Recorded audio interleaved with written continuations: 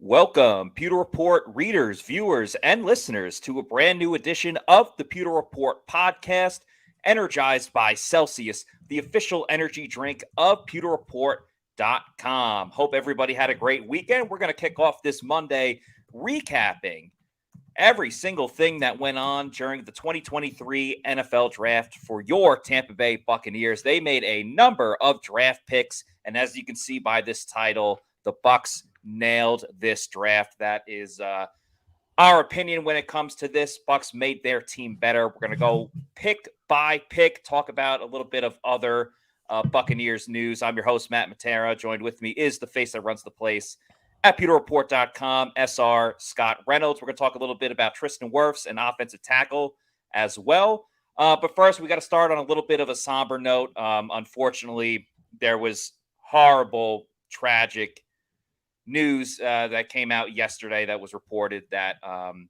Shaq Barrett and his wife Jordana, their 2-year-old daughter, unfortunately passed away, drowned in a pool. This was reported yesterday morning, and the news is just horrifically tragic, and our thoughts and prayers go out to the entire Barrett family. I don't even really know what else there's to say. It's just a nightmare situation, and our hearts break for what's going on with the Barrett family.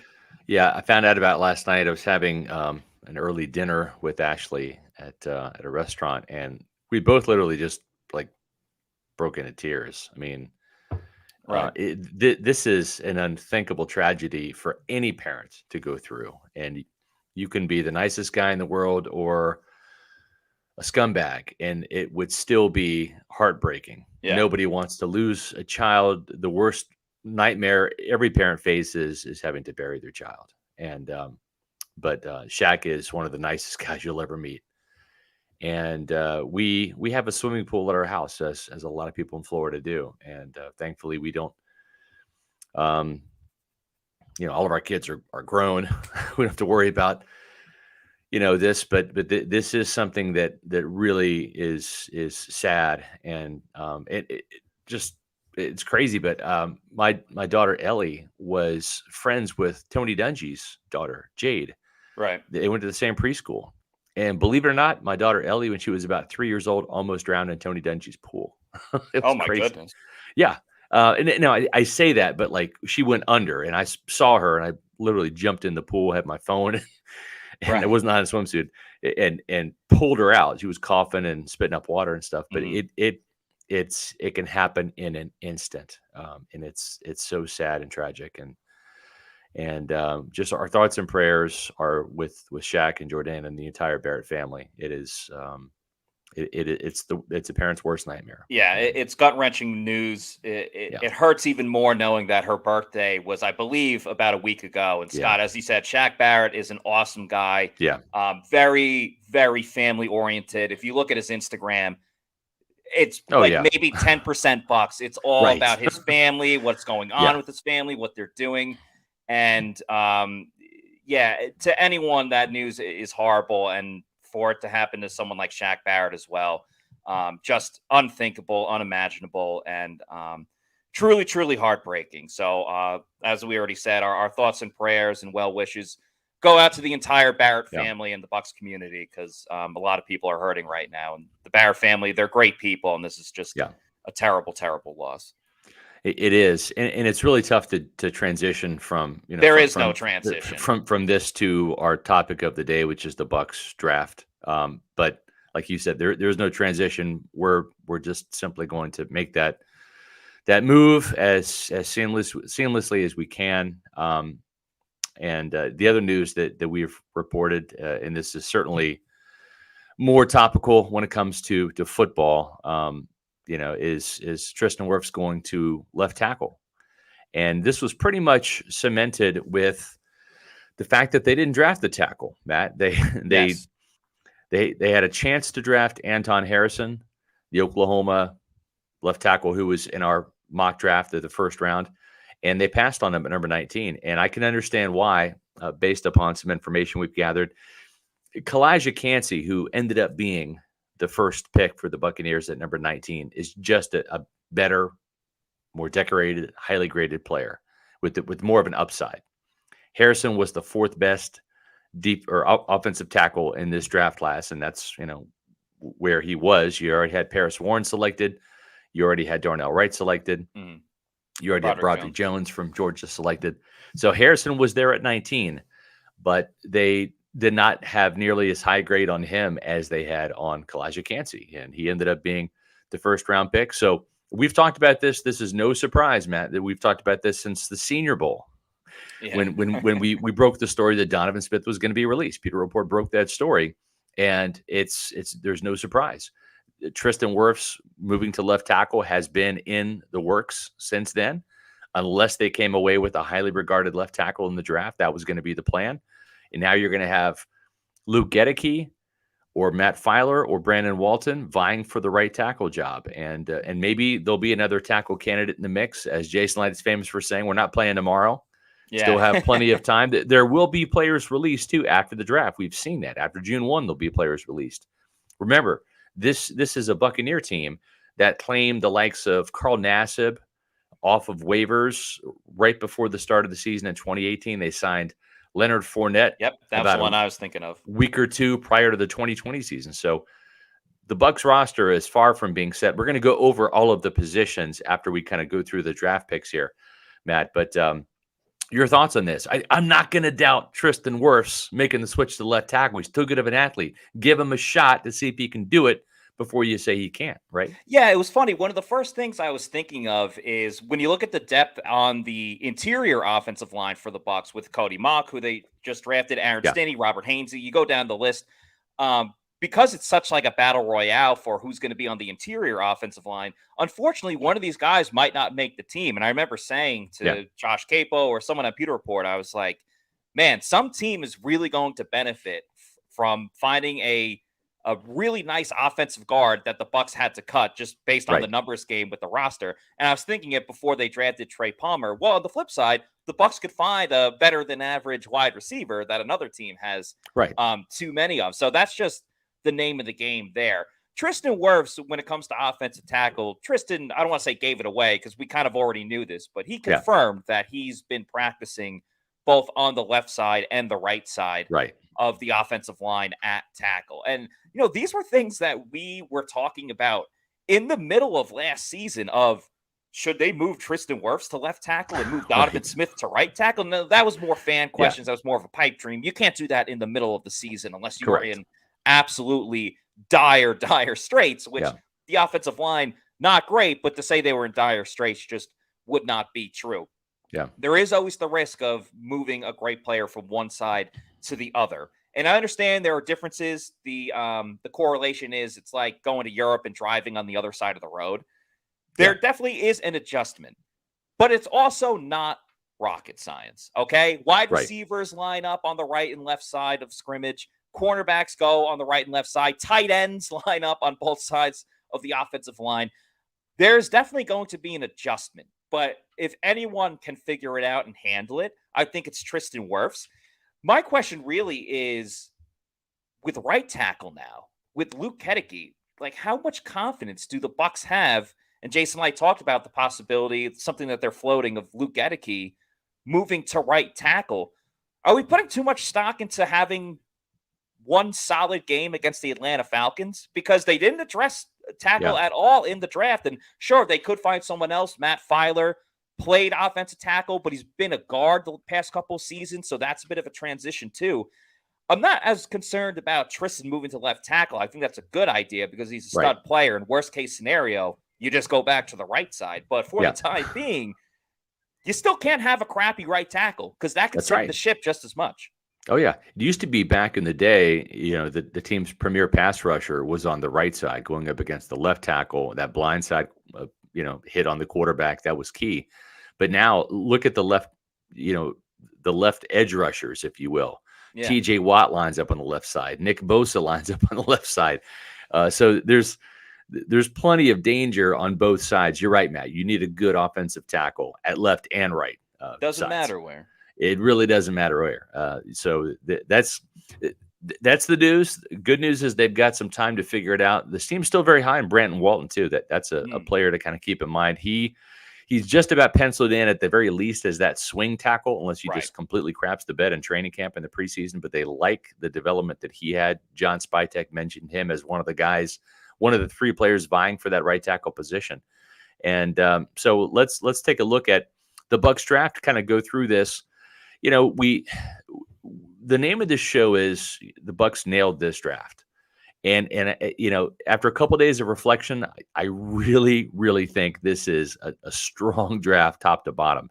You know, and if Jason has had maybe some faults in his drafting, it's trying to find some of those day 3 guys to really hit on, Matt. I think you've mentioned that a time or two on the podcast, and rightly so. It's that this is, you know, this is I don't say a weakness of his, but Jordan Whitehead might be the last day 3 guy. I guess we're counting Cade Otton as well. So Cade Otton, you know, as well. But I'm just saying, this is a pretty solid draft from pick 1 all the way through to pick number 8, which was their final 6th rounder. Matt, what are your thoughts?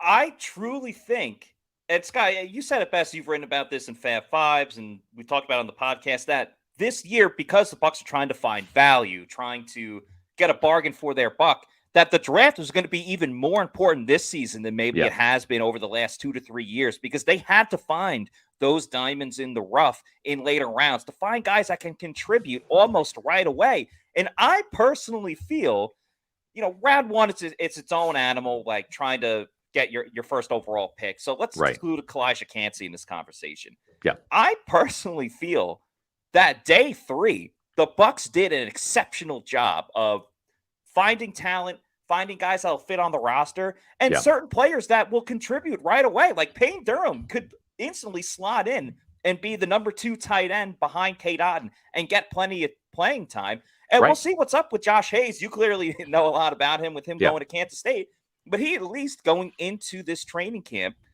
will be in the conversation and in the running to be the slot, the nickel corner for your Tampa Bay Buccaneers. So I just love the idea of the value that they found. And then Trey Palmer, 4.3 speed, exceptional speed. Yeah. The Bucs need him as a wide receiver, but he has returner ability as well. So I like that they're killing 2 birds with 1 stone.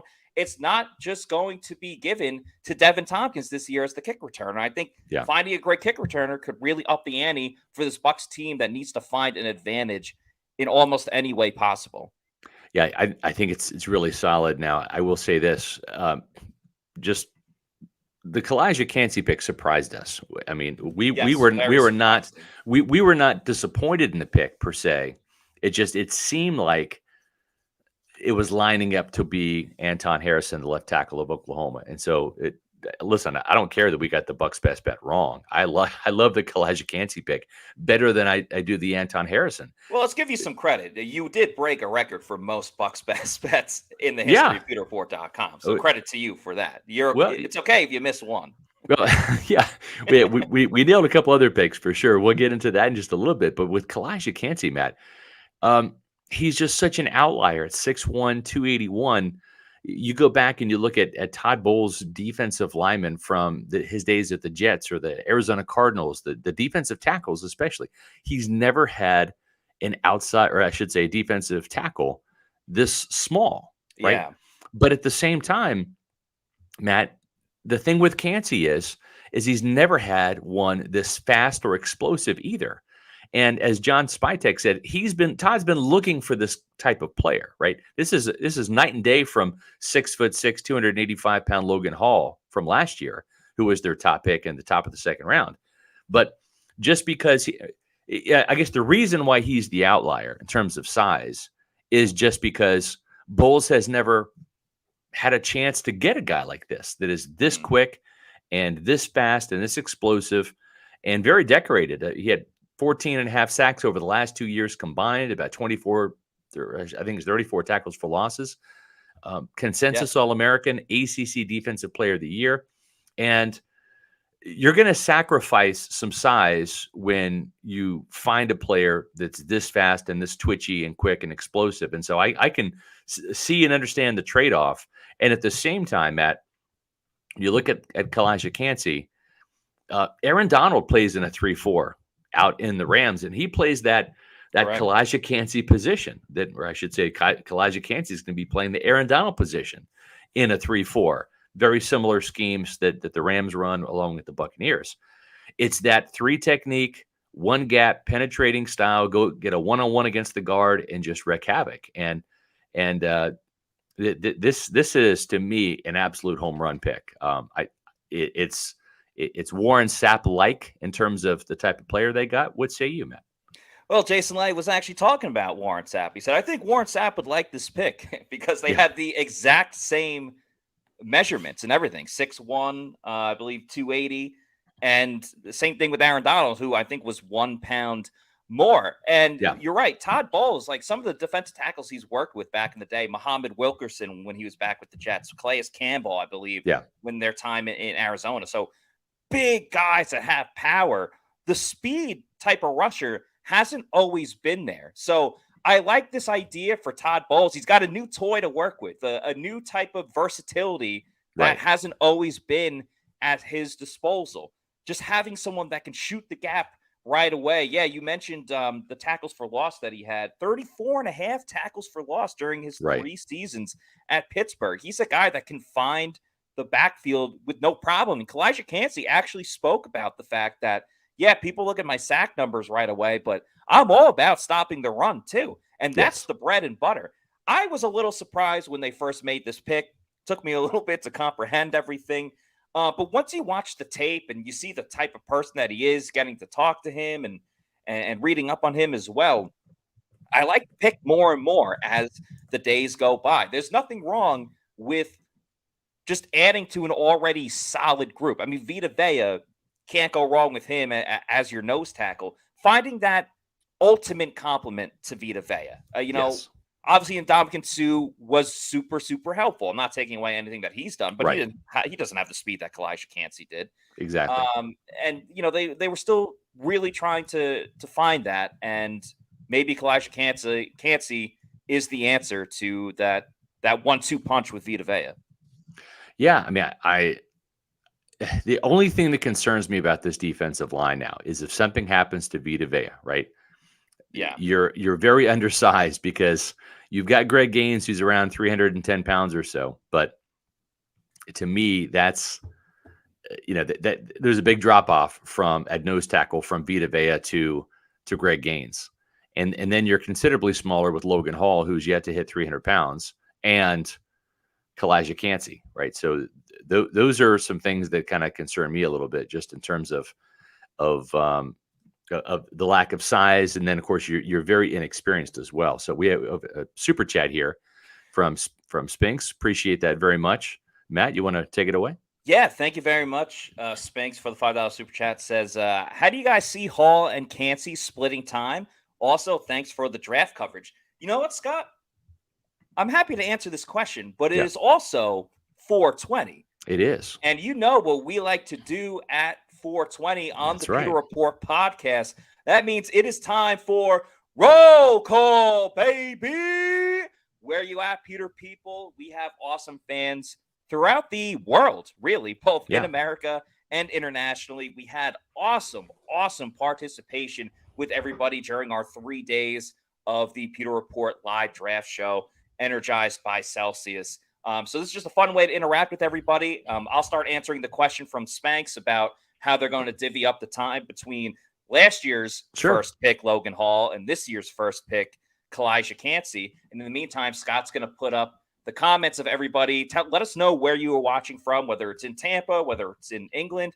Doesn't really matter. Just would love to know where you guys are watching from, and we will get it going. So, yeah, that was one of the first things I was really thinking about with the Calijah Cancey pick after it was announced on Thursday night. One of my initial reactions was, so what does this mean for Logan Hall? Obviously, the Bucs picked him. He was a second-round pick, but he was their first overall pick in last year's draft class. Remember, they traded out of their spot, traded with the Jaguars, and then had the first overall pick to begin the second round. And Logan Hall had a lot more to be desired in his rookie year. And we talk a lot about that. Defensive tackles, it's one of the toughest positions transitioning into the NFL. It's tougher to kind of develop right away. Scott's brought up the stats a ton about the number of sacks that Warren Sapp had in his rookie year, that Vita Vea's had in his rookie year, a couple other guys. So Logan Hall kind of fell into that category as well. I do think there were some bright spots that he had, most notably against the Packers. So how will Logan Hall, how does this affect his playing time with Calijah Kancey?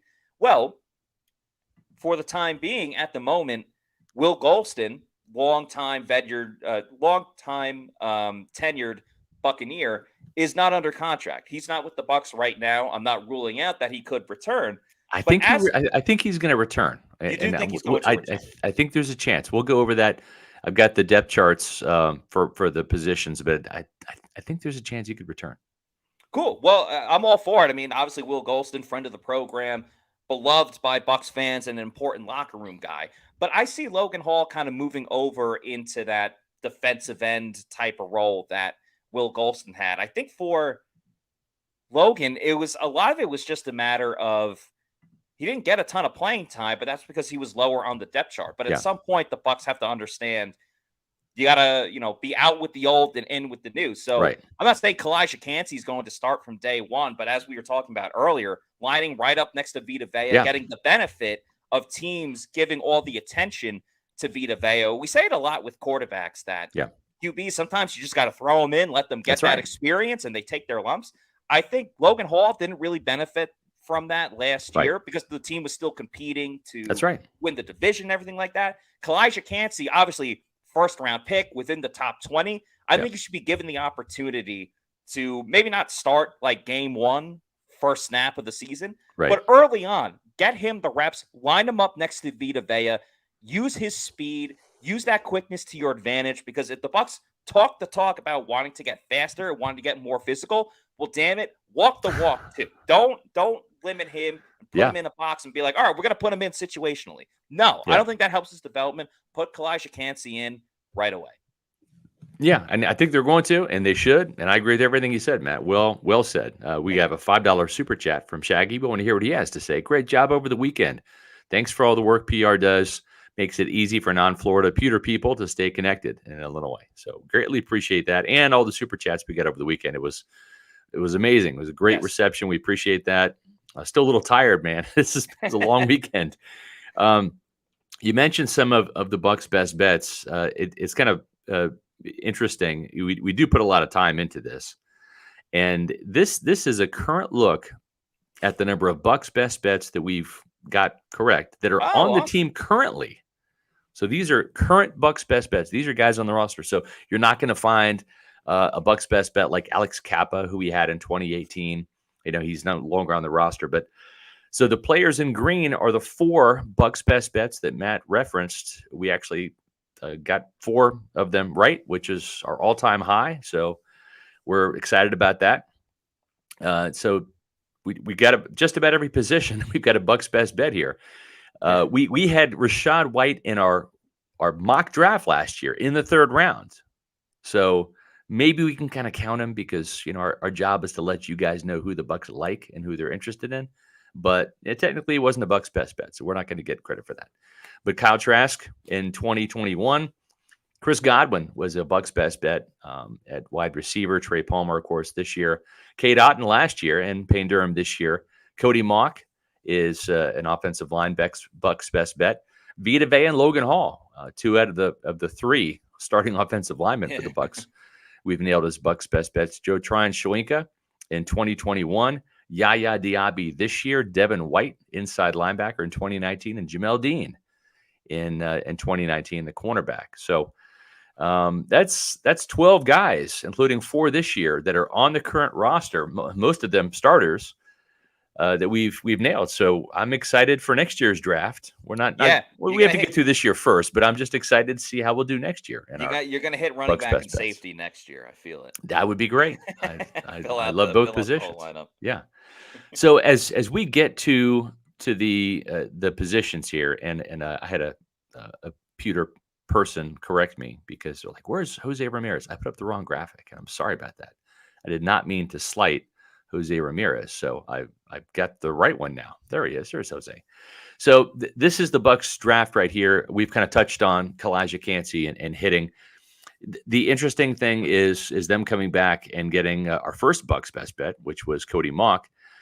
Just a really, kind of easy evaluation, right? This is a Jason Light type of offensive line. John Spytek, they love these guys. Harold Goodwin, Joe Gilbert, the offensive line coaches, they just love the smash mouth, in your extracurricular. Face, play until the whistle, that second whistle. Yeah. And so now some fans might want to say, well, he played left tackle. Can't you give him a shot at left tackle? The pass protection is just not there yet. It just isn't. And listen, he's got a chance to start as a rookie. If you remember watching some of those Alex Kappa training camp practices, Matt, kind of the same thing. Even though he played left tackle at Humboldt State, the pass protection was a bit of an issue, right? We saw like Ndamukong Suh really take him to school a couple times. And so that's an unfair matchup. Rookie Alex Kappa against the veteran Ndamukong Suh. Yeah. Correct me if I'm wrong, but Alex Kappa didn't even start right away. Like it took Alex Kappa a little bit of time, and then he became what he is, a very capable, a solid starter that helped the team get to the Super Bowl. He unfortunately got injured in the postseason or right before the postseason. But then you got that big contract from the Cincinnati Bengals. So again, not everyone's going to immediately start right away. That might not be the case with Cody Mauch. It could. He could be the day one starter. But to put him at left tackle or really just offensive tackle in general, put him on that island at the moment would not be a good idea. He's a little bit wild with his technique and mechanics when it comes to pass blocking. So you can disguise it a little bit more when you're on the interior offensive line because you got the center and you got the tackle right next to you. But as a run blocker, I mean, my goodness, he will drive you into the ground. He will make a pancake out of you. You may slip and fall. He'll knock you to the ground, get up, and then knock you down again. Yeah. And he races to that second level as well. So zone blocking wise, which is what Tampa Bay is going to implement this year in the run game, which we all know the Bucs want to get better in the run game. He is going to thrive in that zone blocking setting. As we got some tape up. Yeah, he really is a fun guy. You can see number 70. He's the left tackle, and we'll let this roll again here. So look for the left tackle here, number 70. There's Cody Mauch. Just getting out there on the pull, just about, just he cleans people's lock. Yeah. This is a downfield block right there, number 70, the left tackle. You can see the long hair. Getting out to the second level, just getting on the guy, staying on the guy. Time. Yeah. He's still on him. He's still on him. He hears the whistle. He's still grabbing his jersey a little bit. This is Cody Mauch right here. Pulling, getting the second level, just taking out 2 or 3 guys. Continues to push. As long as it's on the other team. Look at this. There he goes, pushing the pile there. This is something that Ryan Jensen loves to do as well. This is a pin and pull, or actually, he's getting out there in front, drive blocking, shoving. Or number 49. 49 South Dakota seemed to be the number one target of Cody Mauch in that game. We might have already played this one before, but let's see here. He takes this guy right to the ground, gets on him again, sit down. So you can see that this guy's got fun tape. Again, left tackle number 70, right there just inside the tight end. Right around here by the goal line, just gets his guy, shoves him, slams him to the ground. This is a nice little snatch and trap right here. Boom, right to the ground, sits on him. So much fun to watch. Yeah. And here's the last clip here that we'll show of Mauch getting out there and just paving the way for people to just have a good time. We have some Calijah Cancey picks too. Should we go through some of those as well, even though we've kind of talked about Calijah? Why not? The Pewter people seem to enjoy it. Okay, here we go. This is some Calijah Cancey. This is number 8, defensive tackle. This is down here by the goal line. So this is actually a play where he gets pushed back. Yeah, this is where perfect. Right. Yeah, and this is going to be. You'll see it here better on the end zone view. Number 8. You don't want him down here. In goal line situations for the Buccaneers, right? You don't want him in goal line or short yardage playing defensive tackle. Is probably going to be better off playing defensive end, like a power end position in there. And I think Todd Bowles and Casey Rogers will move him around and make it a little bit harder for people to get their hands on. Now, this is a touchdown catch, but look. But not his fault. Calijah Cancey does his job. He's lined up right there. He's right in that A gap and comes across, does a nice little arm over move. And he's just incredibly quick off the ball. He's best when he does a lot of twists and stunts. Again, number 8 right there over the center. Just rolling right through 2 people, forces the quarterback out. And if there was any type of upfield penetration, if they had set the edge with this defensive end here, number 96, he's literally pushing the quarterback right into a sack. But just watch how quick he is off the get off here. He's going to cross the center's face, I believe. No, cross the guard's face. Yep. Mm-hmm. And comes in there, fights off a double team. Should have been a sack if 96 had done his job. You can see some lateral quickness here. Again, he's lined up. Looks like he's over the center there. Mm-hmm. In the strong side A gap, crosses the face, and it takes 2 Tennessee defensive, or I should say offensive linemen to block him. He's just that quick. He's incredibly fast off the snap. And I like what he does here too. Look how he's playing mind games with the center. I'm lined up in the strong side A, and I'm going to go weak side A. Goes all the way over. Takes on 3 blockers, including the running back. And so fast. Here's one last thing we'll show you. There's more clips here, but this is how he can get skinny and really rush in here and make things happen. Just an incredible rush here by Calijah Cancey. You'll see number 8 right here. He's playing 3 tech against that guard. Comes right in the middle and splits that center guard double team. Again, incredibly fast guy. And you know what? It just seems to me, Matt, like and I don't know this to be a fact, but like I would not be surprised if he drank Celsius.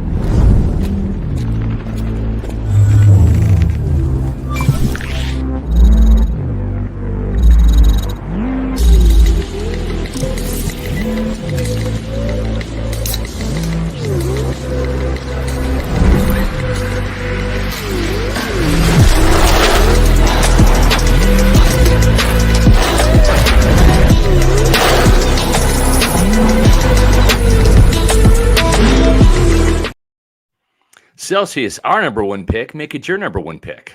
And there's the new Oasis Vibe. It's already in the top 3 for me. I mean, matter of fact, that might be my top 3 right there. Sparkling orange, Oasis Vibe, lemon lime right there. Those are 3 fantastic flavors. Oasis Vibe is new. It's available only at Target for the time being. And then they're going to make it available everywhere. And where is everywhere? Well, everywhere is places like Instacart where you can grab Celsius now. Or Amazon. You can do the subscribe and save and pick a case or 2 or 3 and have them shipped right to your house like I do. Use the subscribe and save feature, and you'll get Celsius delivered to your house, and you'll save some money as well. Don't forget about Fantasy Vibe and the new vibes, the Tropical Vibe, Arctic Vibe, and Peach Vibe. Every vibe is fantastic from Celsius. And, Matt, if you're looking to maybe try Celsius before you commit to maybe, say, the variety pack, because variety is the spice of life, you can go to Celsius.com, click on the store locator, type in your address, and you'll find all of these health and fitness stores and grocery stores, convenience stores, and what's the other term that we say all the time? It is a bodega. Bodega, where you can find Celsius. Celsius, live fit with Essential Energy, the official energy drink of Pewter Report.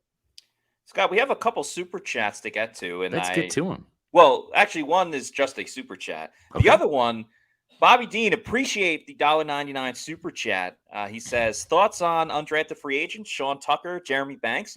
Bobby, we are going to answer your question, but we're actually dedicating tomorrow's episode. That's right. To the undrafted free agent steals. But we will say, in the meantime, Sean Tucker was absolutely a great undrafted free agent signing by the Tampa Bay Buccaneers and could very much compete to not only make the roster at running back, but get some playing time. Get some playing time and move up the depth chart. So, Bobby, thank you very much for the. And that guy right there, Jeremy Banks, the Tennessee middle linebacker, the Bucs had an incredibly high grade on him. Now he fell because he didn't. He's got some character issues, but if he keeps his head on straight, he could be a very, very good player. He and Servassier Dennis, two really, really, really good inside linebacker pickups for the Buccaneers. Servassier, of course, was a 5th-round pick, and then Banks was an undrafted free agent signing. So both of these guys, the Bucs are very excited about. That's tomorrow's show, so make sure you tune in tomorrow at 4:00 for that. And just since we're talking about shows this week, Wednesday, we're going to have the defensive coaches, their press conferences at One Buck Place at the Advent Health Training Center. So that's going to be a 7 p.m. or 7 p.m. Show. The press conferences will be early, like 10:30 in the morning. But that's Wednesday show right there. And Thursdays, also at 7 p.m., NFC South foes drafts underwhelmed. That's right. We're not impressed with what the Falcons, Saints, or the Panthers did. I think the Buccaneers clearly had the best draft out of the NFC South teams. No homerism there, folks. That's just my opinion. But what say you, Matt? That's just a really quick one-liner. Do you agree with me, or do you think that one of these other NFC South teams fared better than Tampa Bay? I don't think anyone did better than Tampa by any means. I think one you could say is close, but overall, the Bucs are in the upper echelon. Yeah. We also had a $1 super chat from Sal 319. No comment, but thank you very much, Sal. If you have another comment, we will make sure we put it up on the screen. But thank you very much, Sal. Yeah. YaYa Diaby, third-round pick. Yeah. YaYa Diaby, this guy, he's a fun dude. I mean, he's big, man. 6'3", 263. The interesting thing, we talked about them moving Carl Brooks from Bowling Green inside at the Senior Bowl. They also did that with a couple of other edge rushers. They did that with Thomas Incoom from Central Michigan. They also did that with Adetomiwa Adebowale from Northwestern. They moved those guys inside. Now, it's with AA and with Brooks, you can kind of see it because that's where their football future is. But the fact that Diaby is going to be an outside linebacker, he is going to be an edge rusher at this level here in Tampa Bay. And the same thing with Incoom. I'm not sure where he went, but I think he was a late day 3 guy as well. But, he's going to be an edge rusher. But the fact that we saw what he could do as a nickel rusher moving inside, it just gives Todd Bowles another chess piece, Matt, more versatility with that 6'3", 263-pound frame that runs a 4.51, that he can do some damage from either side and maybe kick inside as a nickel rusher as well. I like the player YaYa Diaby. I love the fact that he's got the speed and power combination that so many teams look for in this league. I don't love that he was a 3rd-round pick versus being a 4th-round pick. Yeah. But as we know, the Bucs did not have a 4th-round pick, so they had to reach a little bit to get YaYa Diaby, which is fine. That's okay, because if he pans out, that's totally all right. I mean, obviously the production jumps all the way from 1.5 sacks to 9 sacks last season. Also bumped his tackles for loss all the way up to 14 tackles for loss, which all great stuff, all trending in the right direction. I do worry a little bit about the fact that kind of getting a one-hit wonder in that sense, working in the right direction, but is it just a flash in the pan and it doesn't translate over to the NFL? Or did the Bucs really get a huge bargain by a guy that hasn't even reached his potential yet? Yeah. Love the speed, love that he moved all over the place. One of the knocks against him is that he doesn't have the total arsenal of pass rushing moves just yet and just relies on his power and quickness. But those can be taught. Like that, I actually kind of feel okay about, in the sense you can learn how to perfect a better swim move or a rip or whatever it may be. I would like to see YaYa get a spin move going. If you got that speed and power, pull like a Robert Mathis and just keep running that spin move over and over. I'm excited to see what YaYa can do. But if I had to give a pick that I would say was my least favorite, it would probably be the YaYa Diaby pick. Okay, fair enough. I happen to like it, and we'll see what happens here. Good question here from Psycho Killer Scott. If Cancey hits his potential, we talking someone like Javon Hargrave. Boy, that's actually a very interesting comparison. I think Hargrave is a bigger bodied guy, but came from a small school, South Carolina State, And I remember watching him at the East-West Shrine practice in St. Petersburg. He was one of my favorite players, Javon Hargrave, and he's had a great career in the NFL. But yeah, he's an undersized guy, more of a nose tackle though. Hargrave. This is more of like a 3-tech. But yeah, this very, very explosive defensive tackle. That's not a bad comp. It's not right on, but it's not a bad comp. So yeah, I would say, yeah, I could see that a little bit. So we go from YaYa Diaby, as Matt mentioned, no 4th-round pick. The Bucs come back, and I asked Calijah Cancey, "Hey Calijah, what would it be like if one of your teammates, Servassier Dennis or Brandon Hill, the safety and the inside linebacker from Pitt, were to get drafted by the Buccaneers?" And sure enough, Servassier Dennis gets picked in the 5th round, as Tampa Bay had to wait for their first 3rd-day pick. And this is a hell of a player, man. This is a fun guy to watch on film too. He's a heat-seeking missile. Built a little bit more like Levante David rather than he's about 225 pounds as opposed to Devin White, who's about 240, right? And so he's a little bit more of a slender build, but he hits like a hammer. Great in terms of blitzing. I think he had 7 sacks his senior season. I think he finished at 12 or 14 in his career. I could see him, Matt, kind of being the heir apparent to Levante David. He's got a little bit of ways to go in terms of his coverage ability, but he's a smart player, very cerebral, played both the money backer and the Mike backer in Pittsburgh. And I really believe that he can develop into a starting caliber player in time. And whereas I think Jeremy Banks from Tennessee is more of like that backup Mike linebacker, I think Servassier Dennis could be maybe the heir apparent to Levante David. We'll see in time. Yeah, I was just saying how YaYa Diaby was my least favorite pick. I know Servassier Dennis is going to be a backup going into this year, but he, in my opinion, is my favorite pick that the Bucs have made.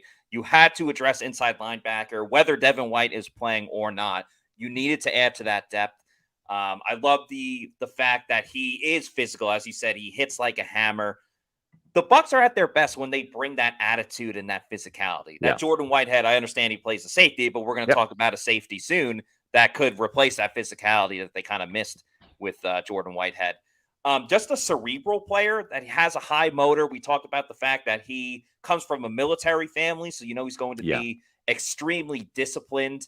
One thing that he's really praised for is cutting off the angle of pursuit. So that kind of goes into the intangibles, the understanding the game at a higher rate than I think others do. So I'm kind of looking at this as, yes, he'll play special teams. He'll be at practice every day, learning a lot of stuff. I almost look at it as a redshirt year. You say replacing Levante David very much could be the place or the opportunity for that.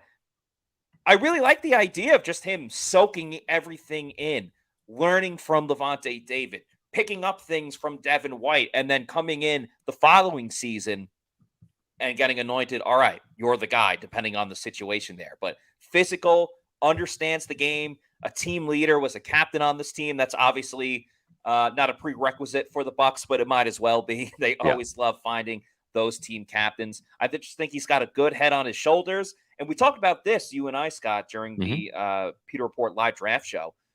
The way that Vita Vea at defensive tackle and Levante and Devin White play off each other, how they were able to stop the run. Now you're getting that with Calijah Cancey, a Pittsburgh Panther, and Servassier Dennis, a linebacker as a Pittsburgh Panther. So, again, something where you're addressing one need, but you're actually helping out in more ways than one with this draft pick. So I'm a huge fan of Servassier Dennis.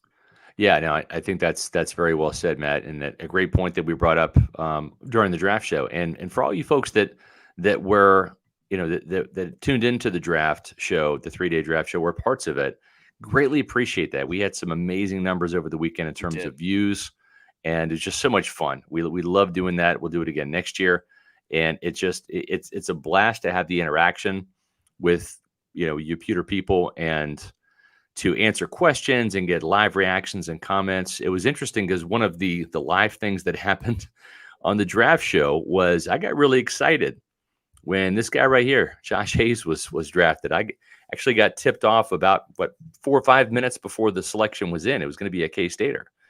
And I wasn't sure if it was going to be Deuce Vaughn, a player that they were liked and were considering, or if it would be a nickel safety. That's really what Josh Hayes played at North Dakota State as well as at Kansas State, and ended up being Josh Hayes from K-State, who is the nephew of the late linebacker, former Buccaneer player Geno Hayes. And he's from Lakeland, Florida, right down the street. Came in for the local pro day and worked out. That's one thing that John Spytek said that really helped his cause was sometimes these players come in for the local pro day and they come in just to meet with the coaches, but they're not willing to go out there and put the cleats on and do some drills and workouts. And Josh Hayes said, let's go. Let's play some football. Let's do it. So that was a very encouraging sign for them. Todd Bowles was at the Kansas State Pro Day, checking out Josh Hayes, and a big striker, sure tackler. That's one of the things that they loved. 4.4 speed. He can move. When you watch his highlight reel, he's the kind of guy that just looks faster than everybody else on the Wildcat defense. So very excited about getting him, and I think that he's definitely going to be in contention for a roster spot. He'll have to play on special teams, of course, and stand out there. But he could be a guy that could see some time at nickel if he ends up making the team as a rookie, Matt. Great playing speed. That's the first thing that you pointed out to me, because I was asking, oh, is he faster than Zion McCollum? And you were like, well, no.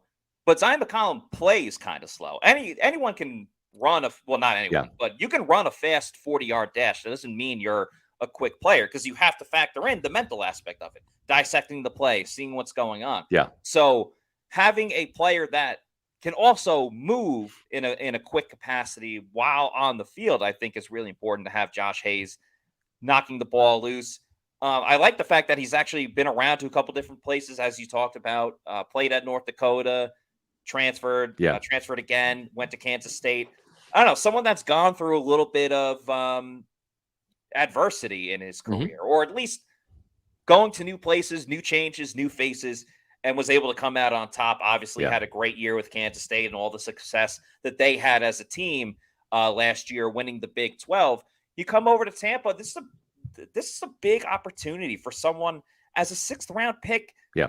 You don't automatically come in and have your foot in the door to be competing for a starting spot. And the Bucs obviously view nickel corner as a starting opportunity. Yep. I don't know if there's a better spot he could have went to than I know. just looking at, okay, well, you got Antoine Winfield Jr. and Ryan Neal at safeties. Yes, Neal can play in the slot as well, but then you're missing your other starting safety. Yeah. And your competition right now is D. Delaney, maybe Zion McCollum. Obviously, the Bucs are going to bring in more bodies for OTAs and training camp, but this is an awesome situation for Josh Hayes. It really is. And they did sign Chris Eisen from Rutgers, who's also Rockaway, New York. Yeah, exactly. Yeah, and Todd Bowles' son, Todd Bowles Jr., goes there.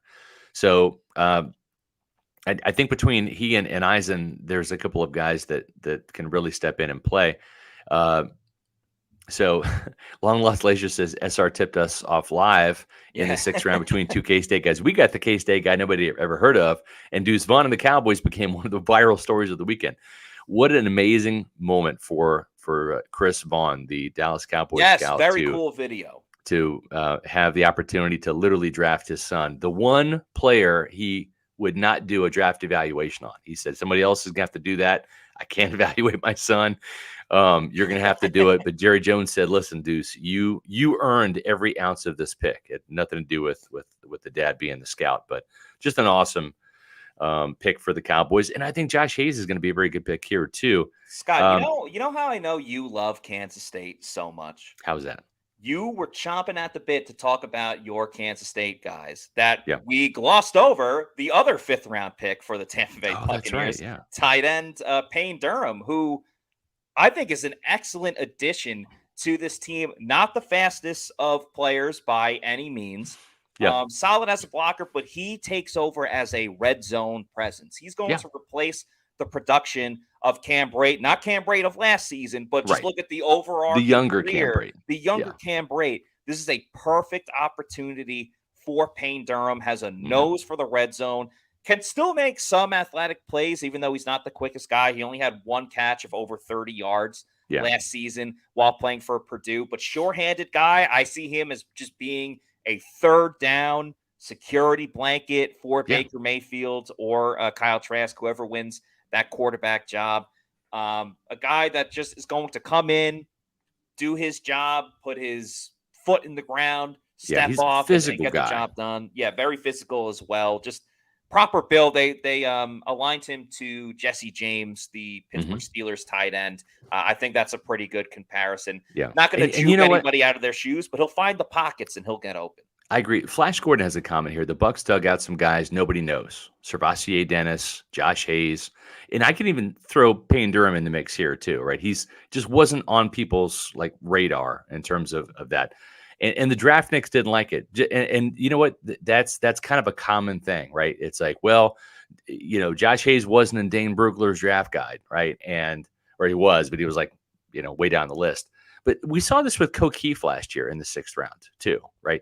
Sometimes teams just draft the players they like, and they find a role for him. And I totally think you're spot on. I think that Payne Durham is a player like a Josh Hayes, like a Servassier Dennis, that's going to find the field early in his rookie season and is going to make an impact. I'm really excited about this pick.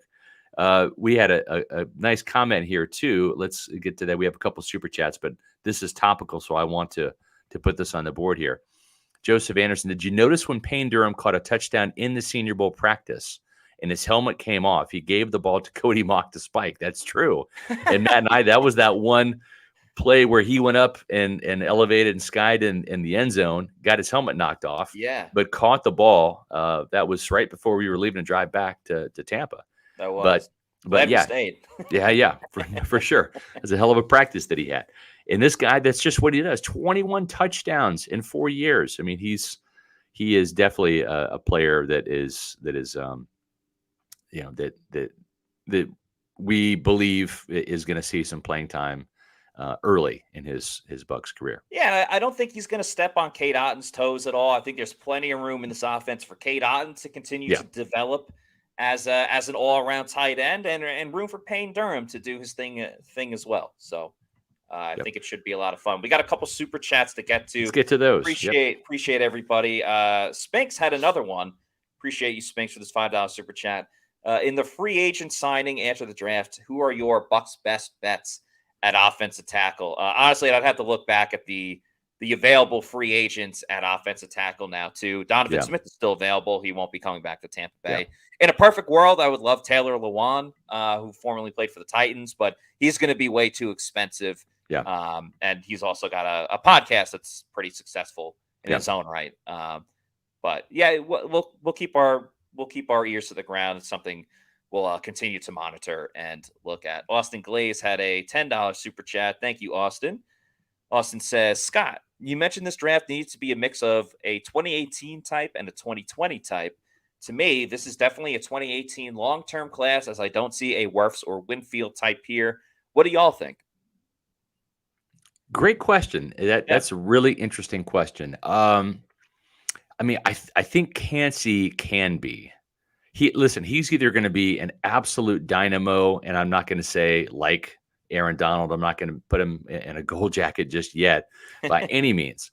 But I think his floor is Ed Oliver, who is an okay first-round pick out of Houston, went to Buffalo. Still, he's a starter there. It just hasn't been that sacker, that impact guy that they had hoped, but still a solid quality guy, undersized, quick, twitchy. And if that's his floor, he's still going to be a really quality starter in the NFL. He's just not going to be a Pro Bowl caliber player. But I think that this kid has some of the traits and the want to. We're going to have to see how he develops, right? And see how quickly he can ascend. And to me, I don't know if he's going to get to Wirfs' level, as I think Wirfs is a potential Hall of Fame guy. But I think Cancey could be a Winfield type player where he makes a Pro Bowl or two, and we'll see. I mean, this is all hyperbole right now. He has yet to put on a Buccaneer helmet or practice it down yet. We're going off just college production and projections. But this is more like 2018, Matt. In that 2018 draft, you'll remember Vita Vea, Carlton Davis, Jordan Whitehead, Alex Kappa, right? They got 4 quality starters out of that draft to help the Bucs get to a Super Bowl. So I think there are, I'm not sure who they are yet, but I think there are 4 quality starters somewhere in this draft class. If the Bucs are able to get another draft class such as that, they are in a great situation. I mean, you look at how all those guys you mentioned panned out. I don't see anyone as like a future Hall of Famer. Right. I could be very wrong. We'll see. Yeah. Cancey, I think there's a lot of guys that I look at and I say, maybe not a Hall of Famer, maybe not a Pro Bowl guy, but you look at them, you see their name, you picture them as a player, and you go, I'm glad that guy is on my team, or that's how Bucs fans should feel. And I see that with Dennis. I can see Dennis being a future every game starting inside linebacker. I see Payne Durham as just your typical tight end 2, goal line presence, everything that we talked about. Mauch could be a starter for the next 10 years once he figures out how to pass block. YaYa, I think, could be a solid third outside linebacker, kind of like Anthony Nelson, who's made impact plays for this team. Maybe YaYa just plays on third down. So I think there's a lot of potential for many guys in this room. Maybe not the stud like Tristan Wirfs. And you know what? Key contributors. Maybe Trey Palmer from Nebraska ends up being that number 3 at some point in time, right? I mean, I wouldn't put him in Chris Godwin or Mike Evans' class by any means yet, but this guy is a guy that will stretch the field, very dynamic, great at tracking the ball. And John Spytek didn't say that this is the second coming of Deshaun Watson. He says, but Deshaun Watson was the best at tracking the deep ball. Just going out and getting it, finding it, having the speed to track it down and haul it in. And Trey Palmer had 3 touchdown catches of 70 yards or more. That was tops in the FBS last year. 1,000-yard receiver, bided his time at LSU, returned to kick for a touchdown, returned to punt for a touchdown. And Trey Palmer, found the end zone, I think, want to say 10 times last year, 9 or 10 times. He can be a very quick, impactful player. I think he can do more than Scotty Miller, who was the deep threat on this team for years, but was more of a one-trick pony. I want to see if this man, and we won't find this out really until training camp or the preseason, can this man absorb contact, and is he willing to absorb contact? Because the Bucs have had players that are very, very fast. They got the speed. They got a nose for the end zone, but then they would instantly just run out of bounds anytime a defender was right up against you. Yeah, and the last wide receiver from Nebraska, Kenny Bell, didn't really pan out. He looked phenomenal in OTAs and training camp. But once the pads came on in training camp and he under the lights in the preseason, he wilted. So I like speed. It's just speed cannot be everything. It can take you a very far distance in this league, but as we've learned from other wide receivers, not always the end all be all. Yeah. This guy right here, Jose Ramirez, their last pick out of Eastern Michigan, also the home of Patrick O'Connor. Pat O'Connor, friend of the show. Yes. Very quick, agile guy. It kind of reminded John Spytek, who, when he was out in Denver, scouted this guy named Shaq Barrett at Colorado State. A very quick, twitchy guy, very agile. The 40-yard dash was not spectacular at the combine. He ran a 4.73, but the 1.58 10-yard split was up there with some of the faster edge rushers in this year's class. And his 3-cone drill and his short shuttle drill were the fastest at the combine of any player. And 6'1", 243 pounds, just has a knack of getting to the quarterback. 12 sacks last year. Very, very much, a high effort, high energy guy. You add him and YaYa Diaby to the mix, and the Bucs have a little bit of a safety net here, in terms of just in case Shaq Barrett doesn't come back from that Achilles injury, he'll be 31 in November, or Joe Tryon-Shoyinka doesn't continue to ascend and he gets stuck at that 4-sack plateau that he's on right now. Yeah, I like it as an insurance policy. Made some noise at school. He'll compete with Cam Gill to try to make the roster. I think, there's obviously a little bit of potential there with him. I'm not going to get all high and mighty or up in arms about a late 6th-round pick, but hey, never say never. Sometimes guys come in late and surprise you, and Ramirez certainly could fit that bill. I mean, he seems so excited just to be interviewed. Yes. You guys were talking about the fact that it's like, I've never talked to more than one reporter at a time. So maybe, the bright lights of the NFL really speaks to him, and he can up his game another level. I'm sure Pat O'Connor will kind of take him under his wing, just being from the same alma mater. Yeah. And it's always good to have someone in your corner. So yeah, I mean, I think it'll be cool to see if he can make some noise during OTAs and training camp. Yeah. Buck fans, it's been a fun show. We've enjoyed talking with you guys, as we always do on Mondays. It's always fun to do a roll call. Make sure that you check out all of our great content on pewterreport.com, the mothership. And you can follow us on Twitter, Facebook, and Instagram at Pewter Report, and, of course, Pewter Report TV. That is this station right here. Make sure you subscribe to it. From Matt Matera, I'm Scott Reynolds saying we'll see you tomorrow for another edition at 4 o'clock of the Pewter Report podcast.